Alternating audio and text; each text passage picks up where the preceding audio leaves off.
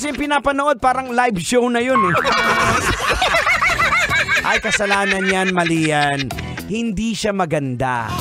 Pero mga kabisyo, eto lang po, kaya nabanggit ko yung panunood ng Facebook Live. Kagaya dito, kanina actually nag-Facebook Live tayo.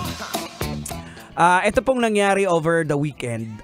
Sobrang nakakalungkot po at nakakaalarma dahil miyembro po ng isa sa mga kapatiran natin pagdating sa pagbo-broadcast dito po sa radyo na siguro hindi naman lingid sa kaalaman ng lahat.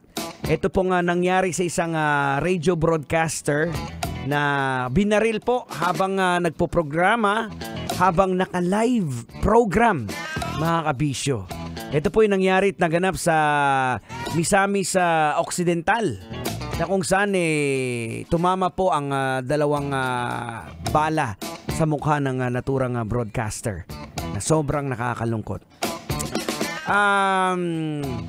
Nakikiramay po unang-una tayo lahat, nakikiramay po tayo sa pamilya, sa mga kamag-anak, sa mga naiwan po ng naturang broadcaster. Pero maganda din po pag-usapan natin ito. Logika natin para nang sa gayon meron po tayong matutunan sa issue sa naganap na ito. Kaya hindi na po natin patatagalin. Logika na natin! Ay, sige, logikan mo na! Logika na yan! Logika na yan! You are still locked in right here on 90.7 Love Radio, Metro Manila.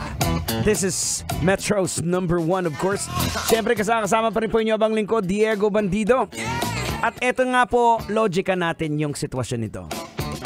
Ano nga bang leksyon ang pwede nating makuha doon sa nangyari? Kahindik-hindik at nakakalungkot na pangyayari.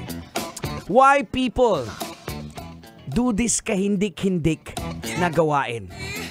Nakakalungkot lang mga kabisyo to see these things na happening na parang wala ng value yung buhay ng isang tao. Kasi these things happen, nagagawa lang po ng isang taong ito pag hindi po nakakilala ng Diyos. Dahil wala na po siyang kinakatakutan. Dahil iniisip niya, wala siyang pananagutan hanggat hindi sila nahuhuli ng kapwa niya rin tao. Well, ano-ano nga ba ang mga rason bakit nagko-commit ng isang krimen ang isang tao? According po sa mga experts na barkada ko, according sa mga experts mga kabisyo, ang ilan sa mga dahilan kung bakit nakaka-commit yung tao ng krimen are, unang-una, biological, psychological, social, and economic factors. Usually, combination po ng mga factor na to kung bakit ang isang tao ay nagkukumit ng isang krimen. Diba? Now, ngayon, ano nga ba ang rason bakit nila ginagawa ang mga krimen na ito? Ito po ang ilan sa mga rason kung bakit nakakakumit ng krimen ang isang tao. Unang-una, sa pagiging ganid, greed. Pangalawa, yung galit o anger. Pangatlo, jealousy, pagsiselos. Pang-apat, revenge. At ang panglima, ito po yung nakakatakot, pride. Mga kabisyo, kung bakit ko ba sinasabi to, bakit natin pinag-uusapan to? Because I want everybody to look out for this. Hindi lang po para sa ibang tao ha, maging sa atin po, sa mga sarili natin. Kundi sa mga sarili natin kasi nakakagawa po tayo ng maling desisyon dahil sa mga kadahilanan pong ito. Marahil hindi nga ganun kalala, kagrabe ang nagagawa nating pagkakamali o kasalanan kagaya nung pagpaslang sa broadcaster. Pero dahil po sa ganid, dahil sa galit, dahil sa pagsiselos, dahil sa paghihigante, at dahil sa pride, nagagawa po nating gumawa ng mga kasalanan. Kaya dapat po nating bantayan yung mga sarili natin. Kung maaari, umiwas po tayo dahil ito po ang magbabaon sa atin sa malalim na kasalanan. Gaya po ng gumawa nun sa broadcaster na pinaslang. So again mga kabisyo, bantayan natin yung sarili natin ha. Ay, paano babantayan? Baka magkatakas? Hindi, Tang! I mean, we have to be watchful sa mga ginagawa natin. Baka siguro yung ugali natin nagiging ganid na tayo. O ayaw na palamang. Halimbawa, yung kapitbahay mo, nakita mo, bumili ng frigider. Dahil ayaw mong malamangan ka, ang ginawa mo, binato mo yung bubong. O pagkabato mo ng bubong, nasira yung ilaw, nagkasunog pa dahil sa pagbato mo. O ngayon, may nadisgrasya dahil lang sa pagkaganid dahil ayaw mong may bumili ng bagong frigider. Tipong ganon. O di kaya, hindi na paggaganid sa galit. Dahil sa sobrang galit mo, galit na galit ka sa kapitbahay mo. Dahil tumai yung aso sa harapan ng bahay nyo. Nainit yung ulo mo.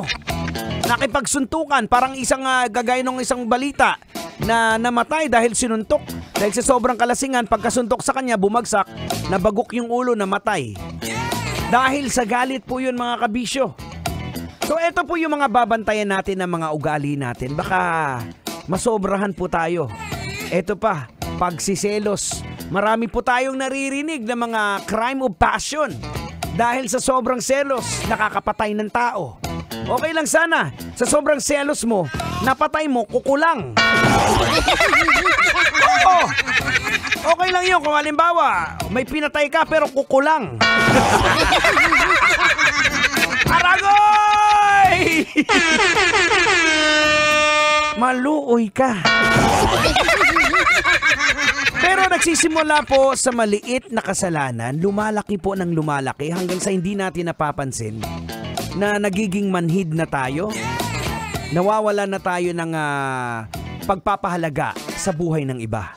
Kagaya po nito, parang grabe ha, parang nung napanood ko yung video, parang halos hindi ko maisip na parang mas masahol pa sa hayop yung pagkagawa na parang ganun na lang kasimple. Grabe. So eto pa mga kabisyo, eto pa ang bantayan natin, yung pride. Yan ang pinakamatindi. Diyan tayo talaga nahuhulog sa kasalanan dahil sa pride natin, yung hindi ka patatalo sa iba. Na mas uunahin mo yung sarili mo. Na hindi mo, yung walang humility na tinatawag. Walang pagpapakumbaba. Dahil mas pinipilit mo yung right mo, yung karapatan mo. Kaya babanatan mo siya. Nakakalungkot po mga kabisyo. At sana po, meron po tayong natutunan sa nilogika natin. And I thank you! Ay, oras natin. It is now 36 minutes. Makalipas sa oras na alas 7 ng gabi. Kasama pa rin dito sa programang Parang Chicharon. Maingay! Pero may laman. Now, here's a song mga kabisyo, sigurado. I'm sure mag-enjoy kayo nito. Here's a song coming from Alanis Morissette with Hand in My Pocket. Right here, 90.7 Love Radio. But I'm happy.